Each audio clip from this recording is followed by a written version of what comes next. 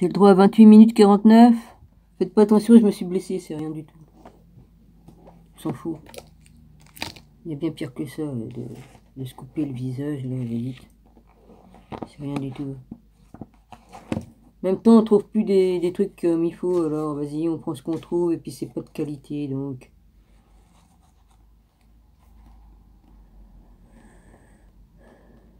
Ouais, j'ai déjà dit que j'avais des problèmes hormonaux à cause de traitements que j'ai eu quand j'étais jeune, et puis ça fait que j'ai des poils qui poussent là où ça devrait pas. Enfin, on a des poils partout, mais bon, ça fait que c'est un problème pour moi.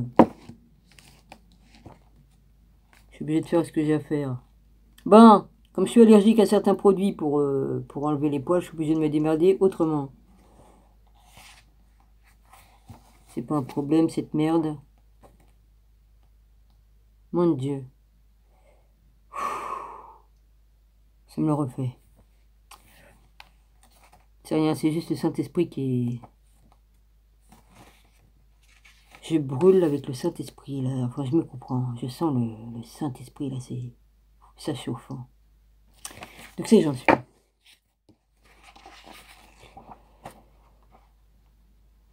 Là, je vous jure que j'ai tellement prié fort et tout ça, je peux dire que tous les saints là-haut et le Père, ils m'ont bien entendu.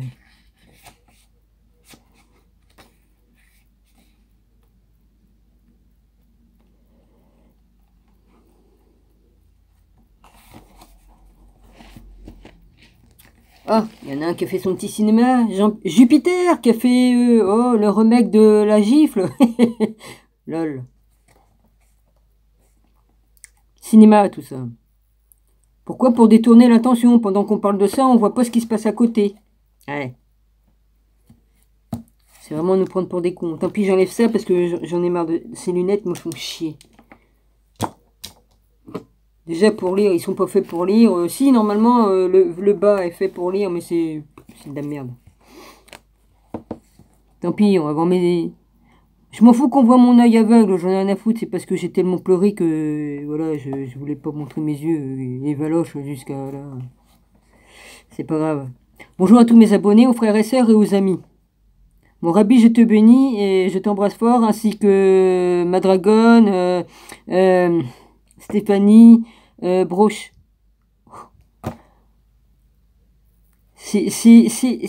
J'ai un mal de chien à retenir les noms. Brochet ou... Oh, je sais plus. Écoute, pardonne-moi, 69, là, il y a le 69 devant.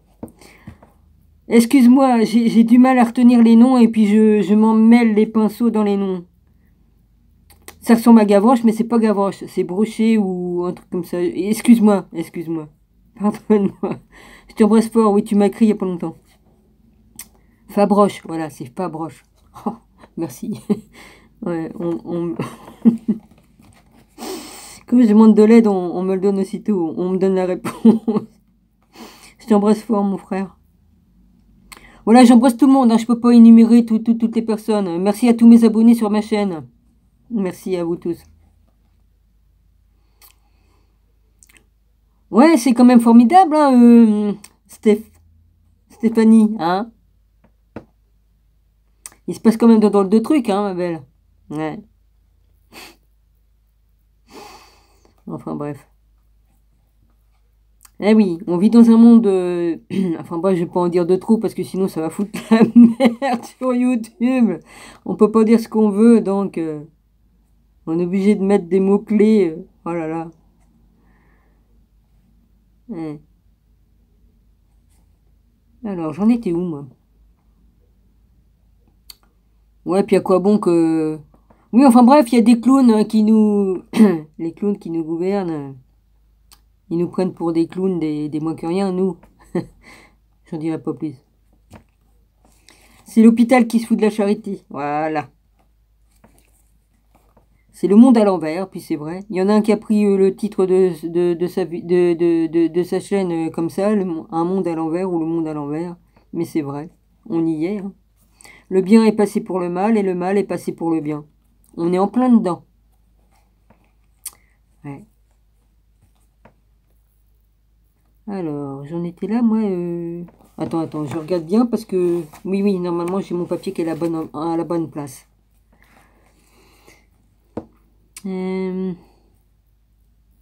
Révélation du premier.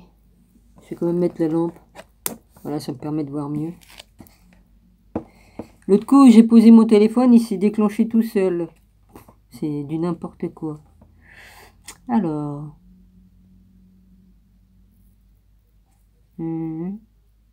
25 autres établissements du temple auraient été détruites dans le diocèse d'Elne. 6 têtes découvertes, on ne dit pas à quelle époque. Parmi les ruines de la, ça je l'avais dit, de la sacristie de Jo, sa sacristie J-A-U, serait la preuve de cette sanglante tragédie et l'origine de cette légende contraire, comme on le voit, à tous les faits historiques que nous avons retracés plus haut d'après les documents. Alors, je relis un peu en arrière, comme ça, ben voilà. Cette abbaye portait jadis le nom de Monasterum de Januarum ou de Jano, J-A-N-O, se rattachant au col éponyme dont on devine ici l'étymologie mythologique liée au dieu romain Janus. Le dieu à double face, comme l'est la terre de France, présentant d'un côté son territoire historique et de l'autre son territoire légendaire, double révélateur du premier. Luc Saint-Sauveur et le mirage templier. Voilà, normalement on continue là-dessus. Luc Saint-Sauveur et le miracle templier. Alors, l'église des Templiers de Luz dans les Hautes-Pyrénées où se sont attardés Victor Hugo, 1802-1885, et Juliette Drouet, 1806-1883, est l'un des lieux où s'opère cette magie de la réécriture légendaire. L'édifice a la particularité d'être fortifié. Sa découverte au milieu des montagnes a de ce fait quelque chose qui saisit, car il y a bien là comme un étonnant et improbable oxymore. Ma dragonne, je te remercie, ma dragonne. Et je te bénis. Merci pour ce que tu as fait. Oui, t'as ta réponse comme ça, ma belle.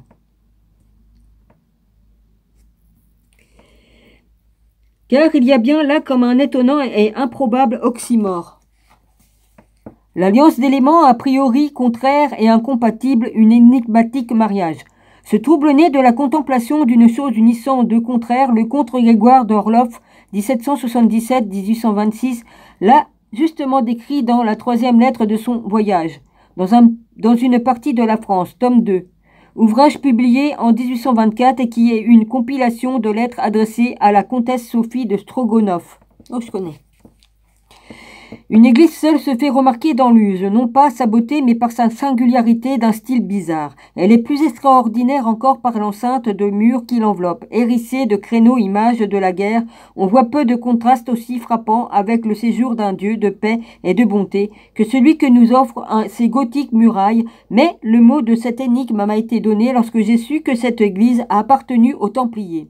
Vous connaissez ces infortunés religieux qui, à la fois soldats et prêtres, moines et chevaliers, scellèrent à bord de leur sang dans les plaines de l'Idumée et sur les remparts de Jérusalem leur foi sainte et leur amour pour la gloire de la France, mais qui ensuite, enrichis des dons de la piété et du butin de la victoire, excitèrent l'envie de la jalousie et finirent sous Philippe le Bel une vie illustrée par les vertus des héros et que couronna le palme des martyrs. En vérité, il est à ma cousine des souvenirs du Moyen-Âge qui surpassent même ceux de l'Antiquité. Tels sont les souvenirs que rappellent les Templiers.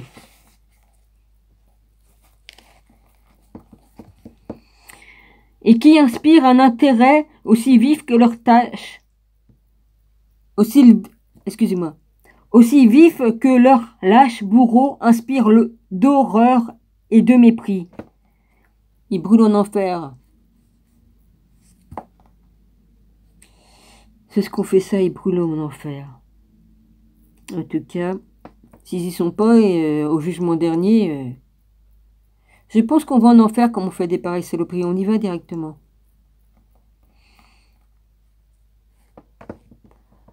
Comme d'autres lieux associés aux Templiers, l'église de Luz est une porte ouverte sur un autre temps. Tout y invite à voir au-delà des pierres. Certaines formes, notamment celle des fenêtres hautes, ou quelque chose qui n'appartient pas au style architecturaux européen, mais qui semble nous ramener d'ailleurs, nous entraîne en un de ces voyages en Orient, comme peu en produire la découverte de Venise par le seul jeu des formes, ici comme là-bas, j'ai ressenti cette singulière impression qu'une partie de mon être était en un autre territoire que celui foulé par mes pieds. L'église de Luz est comme un songe persistant de Moyen-Âge, une forteresse chimérique à la croisée du temps et des mondes.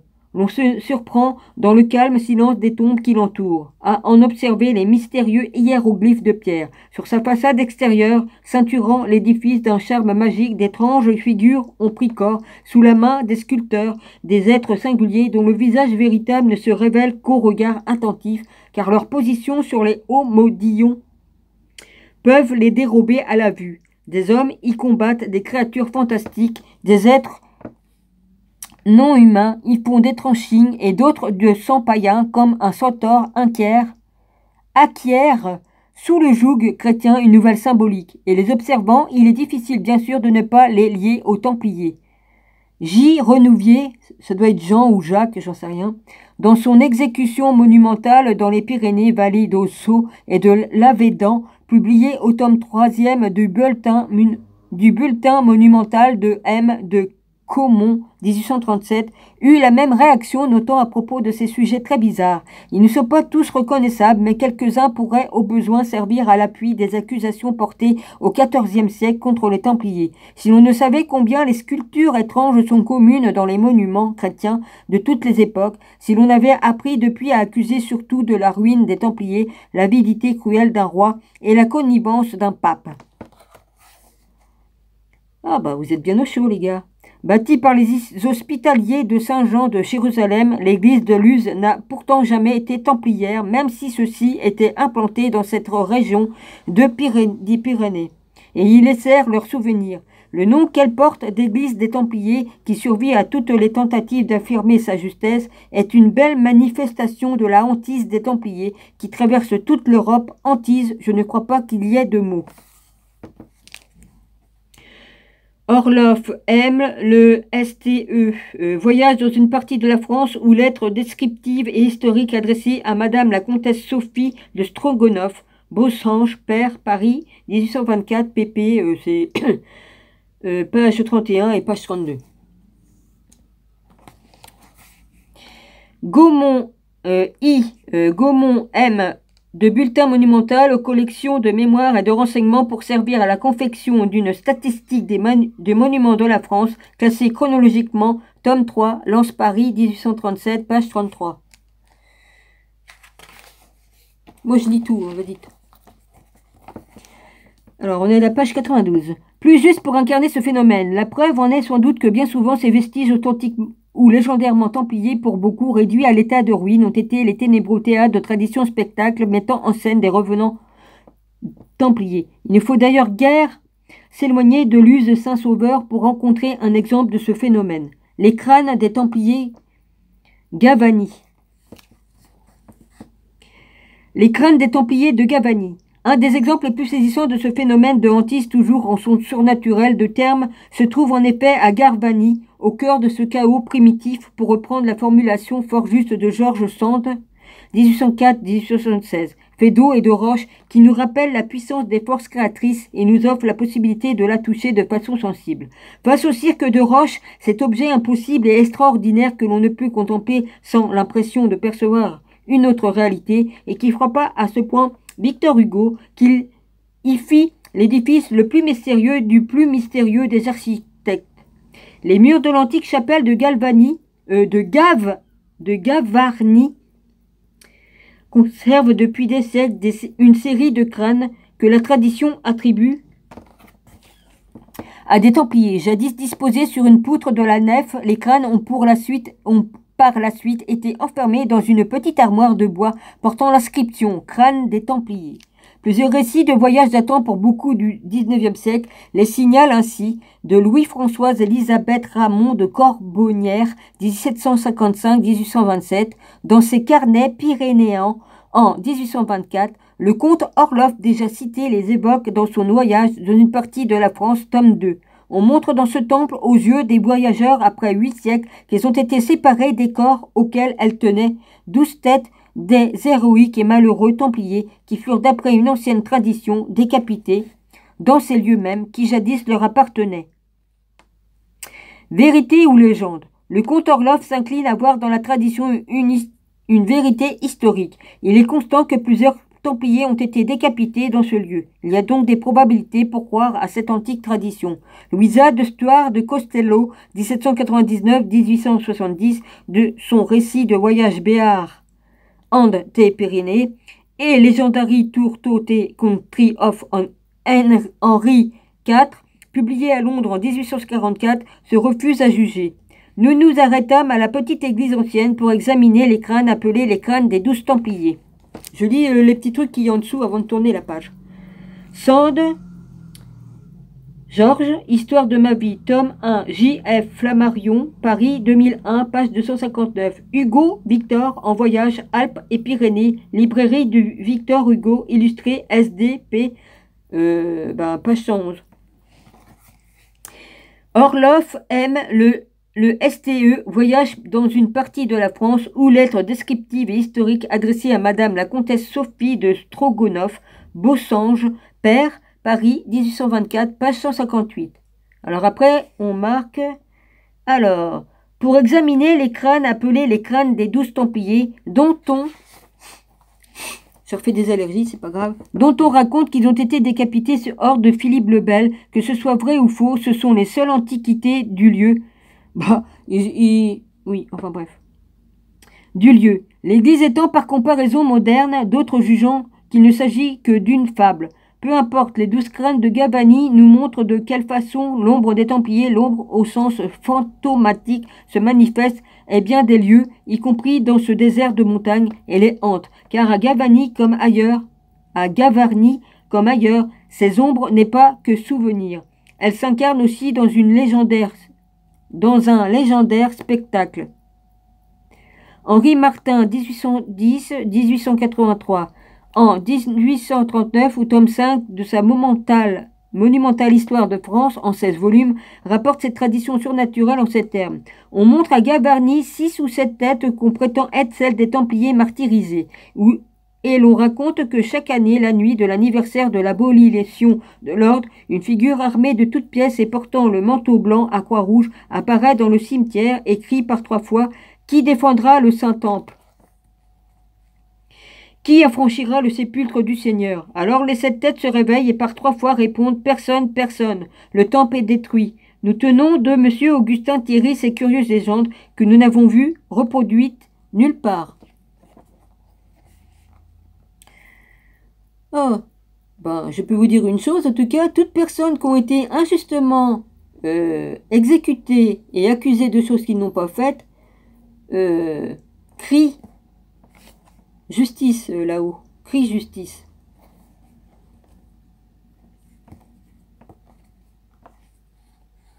Martin Henry, l'histoire de France, depuis le temps les plus reculés jusqu'en 1789, top 5e, Furnes et Si, Paris, 1839, page 199. Si je le dis, c'est parce que c'est Jésus qui le dit.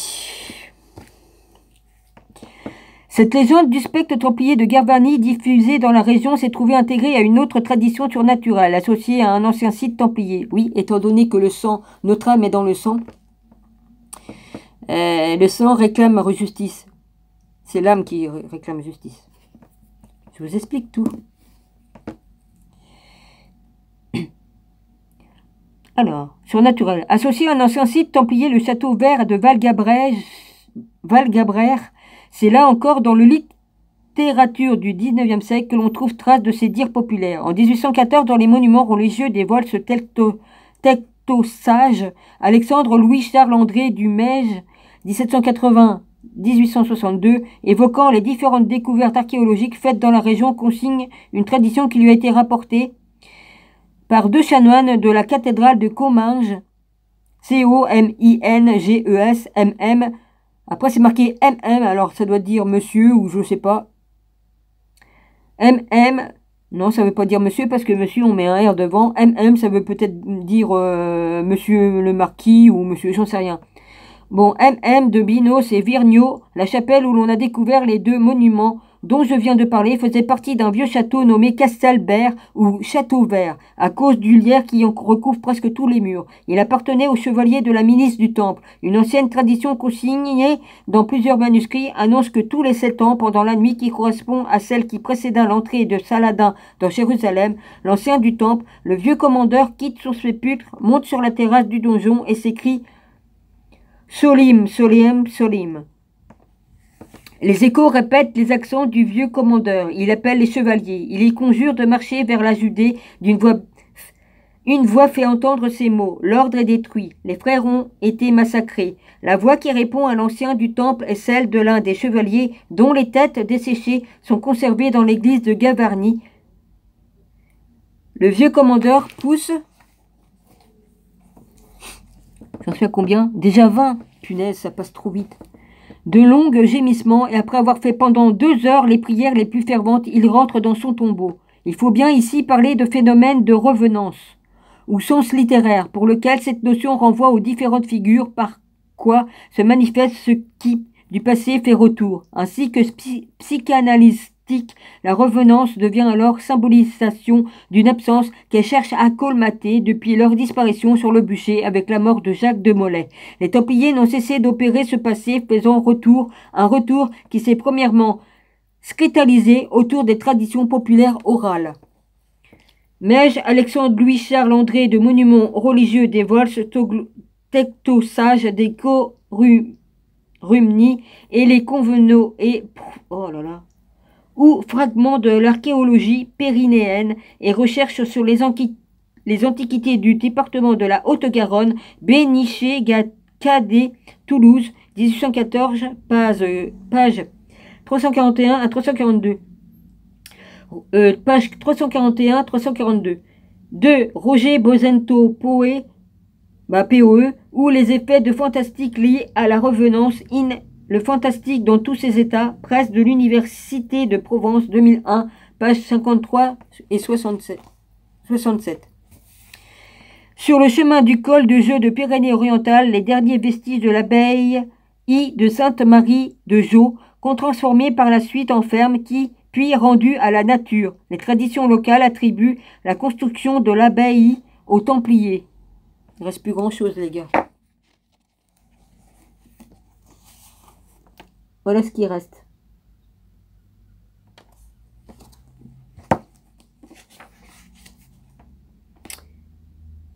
Je vous montre les photos.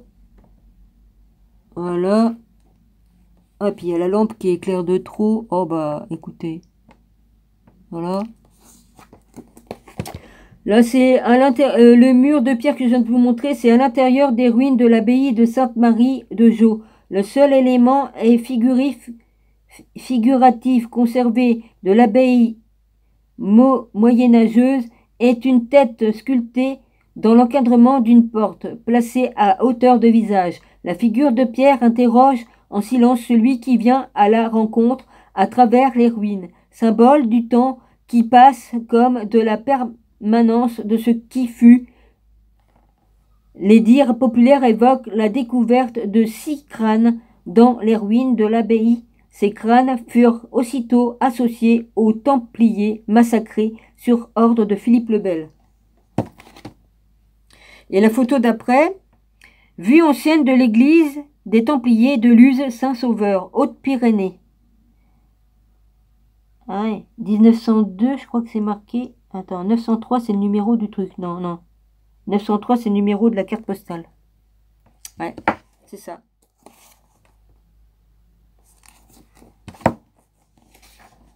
Après, on en voit d'autres.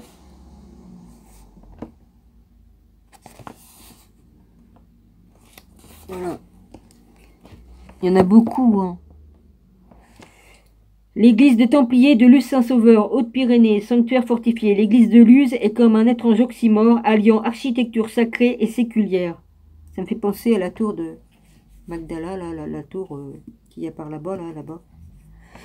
Autre vue de l'église des Templiers de Luz Saint-Sauveur. Son architecture régulière lui donne l'apparence d'un mirage. Pas pour moi.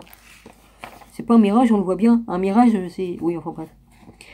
Le clocher de l'église de Saint-Louis-Sauveur dans son écrin crénelé. Et après, c'est la petite église de Garbani, Haute-Pyrénées. Le sanctuaire est l'objet d'une des légendes spectacles templières parmi les plus souvent évoquées par les voyageurs du 19e siècle.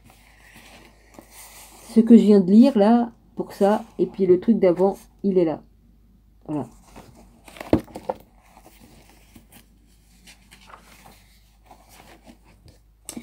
Après, il y a ça. Les crânes, je suppose que c'est les crânes, ouais.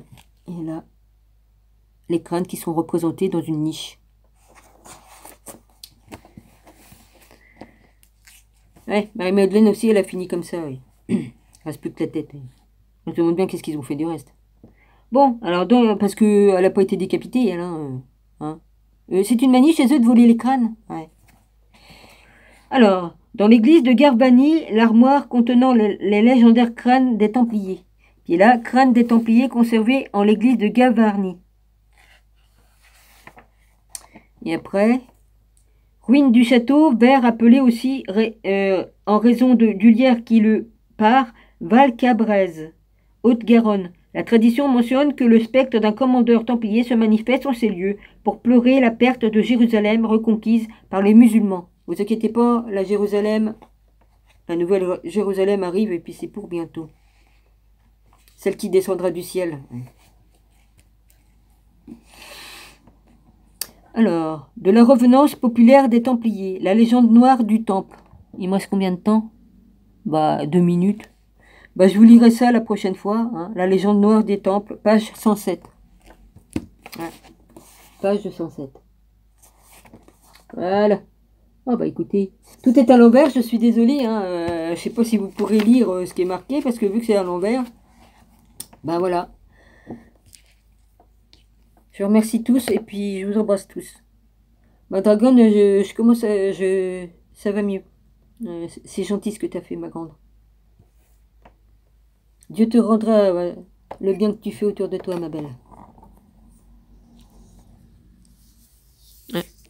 Allez. Oh, le téléphone, il est bouillant.